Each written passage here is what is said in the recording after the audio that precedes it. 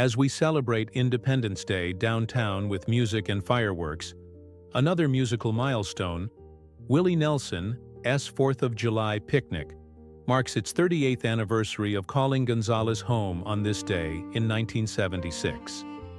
America's birthday has a way of bringing out the best traditions in us. There are barbecue cookouts, watermelons, hot dog eating contests, parades, community celebrations, and of course, fireworks. If you live in a place like Gonzales, you are also treated to a good day's worth of live music. Come to think about it, it's been like that for a while here in town. If you were to look in the Enquirer's archives, one could probably find an Independence Day hoedown anywhere from the 1880s to the 1950s. From grinnin' and pickin' parties to doo-wop sock hops. Something about beating the redcoats just makes us want to dance.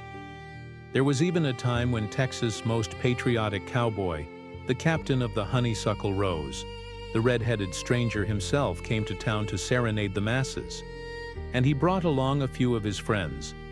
Now, before folks of a certain vintage get their hearts racing and stomachs wrapped up in knots, don't worry. Willie is spending July 4th up in the Fort Worth stockyards next to Billy Bob's Texas Honky Tonk.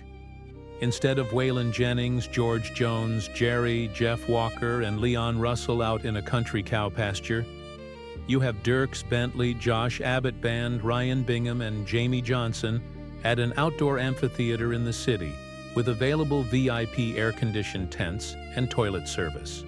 Willie Nelson's 4th of July picnic is a sometimes annual affair now in its 41st year. A quick internet search can walk you through the picnic heydays of the 1970s to the more laid-back family atmospheres of the 1990s and 2000s. Let's focus on the time when Willie brought 85,000 people to the Kelly Ranch, about 7 miles east of town on FM 532. And Gonzales almost went nuts. It was definitely the largest Independence Day commemoration in this nation's history, with 1976 being the bicentennial year of the adoption of the Declaration of Independence. Willie Nelson wanted to throw the biggest picnic yet. A few months prior, local district attorney Houston Munson had written Mr. Nelson, asking him to play his birthday party in the fall of 1975. The date came and passed, with no response.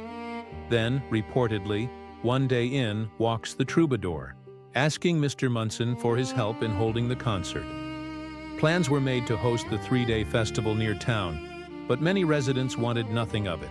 The cosmic cowboy image of long-haired rednecks with their hippie pals, holdovers from the Woodstock era, invading town like a new regiment of Santa Anna, as army did not set well with Gonzales' moral majority.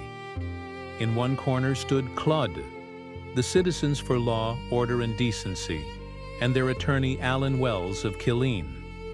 They, along with local Reverend Jimmy Darnell, presented 2,150 names in opposition to the event. In the other, the Friends of Willie, with spokesman Ed Sheska at the helm.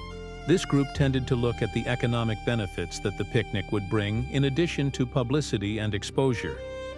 Both sides met in the district courtroom in the Gonzales County Courthouse. While this was a hearing and not a trial, newspaper reports paint the proceedings as nothing less than a spectacle, straight from To Kill a Mockingbird. An Enquirer report states that the opposition presented testimony from a farmer that his chickens might quit laying.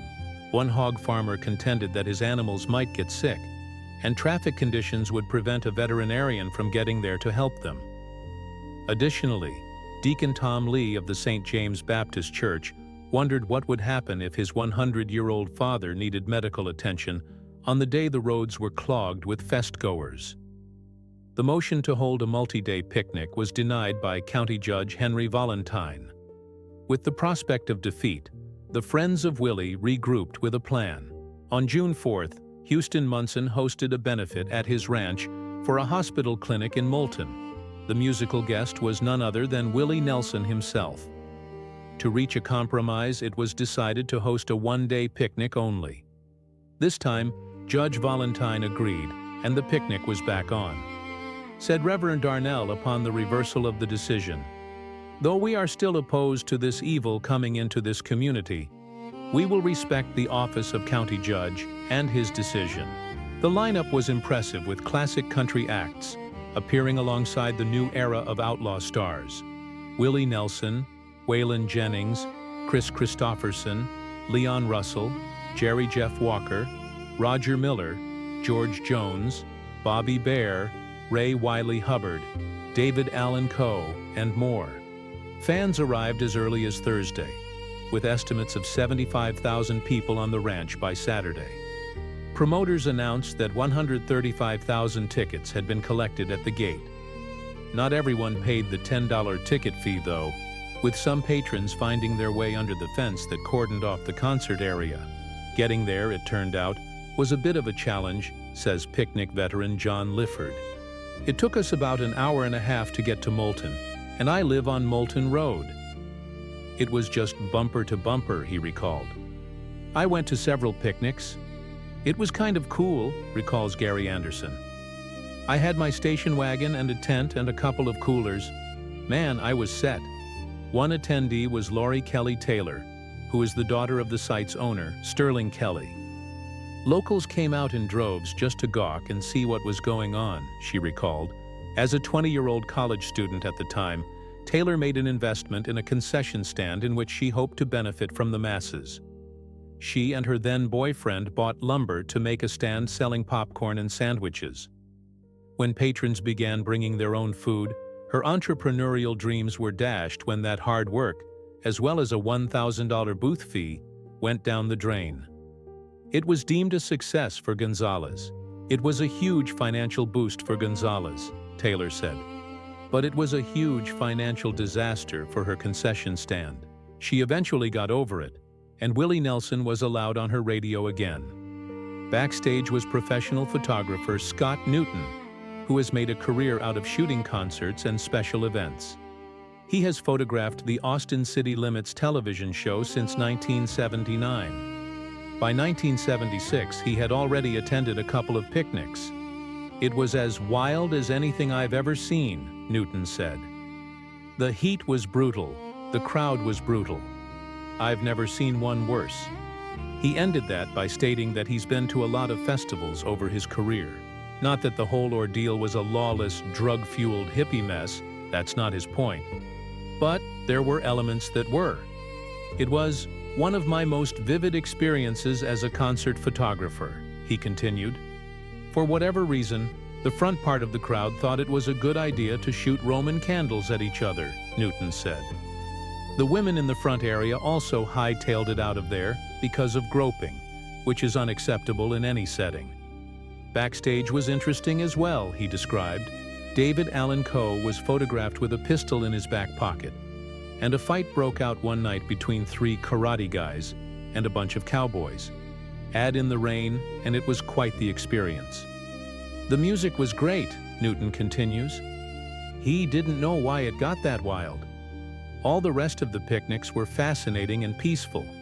It was anarchy up front, but no one was killed. Amongst all of the excitement he encountered, he was able to snap a photo that still hangs in his house. It is one of my favorite all-time images, he concludes. Suspiciously enough, the Inquirer was mainly absent on reporting on any of the entertainment that is now lost to fuzzy memories and sepia-tinged photographs. Whatever reporting that could have been accomplished on this legendary event, it simply did not happen, save for a few quotes and a wrap-up of the weekend's arrests. The show ended Monday morning when the rain brought down the roof, or at least the canvas cover of the stage, where Waylon Jennings and Willie Nelson were due to wind up a full 24 hours of the official picnic, states a short article from this newspaper, as the Exodus departed Monday morning. This was a fine concert, one person said, and added that the only bad part was the loss of a $90 cowboy hat. Out of 85,000 or so people, just 147 were arrested by the Gonzales County Sheriff's Office and DPS. The only death was of Paul Lendon Boatwright, 26, of Pasadena, who drowned while swimming in the stock tank. As Willie Nelson creeps through his 80s, he appears to not have lost a beat, though his shows may have mellowed out a bit in scope. One can only imagine what he has to say about his Gonzales stay, but he's not able to slow down long enough to comment as he prepares for his latest picnic in Fort Worth. Plenty of Gonzaleans have their memories, though, and most comments have been positive. While the wild, outlaw days of picnics past may be behind us, some artist may come along that revives the spirit of a grand outdoor concert on one of our most special holidays. While it is impossible to imagine the bro country crowd of Luke Bryan or Blake Shelton having the vision to pull something like this off, perhaps a reunited cross-Canadian ragweed or a dedicated Pat Green could carry the mantle of 4th of July picnics far into the future. Maybe those of us who want to experience a little rain and mud with our country music and 85,000 of our closest friends have something to look forward to. But for the collective peace of all, maybe it shouldn't be held in Gonzales County next time.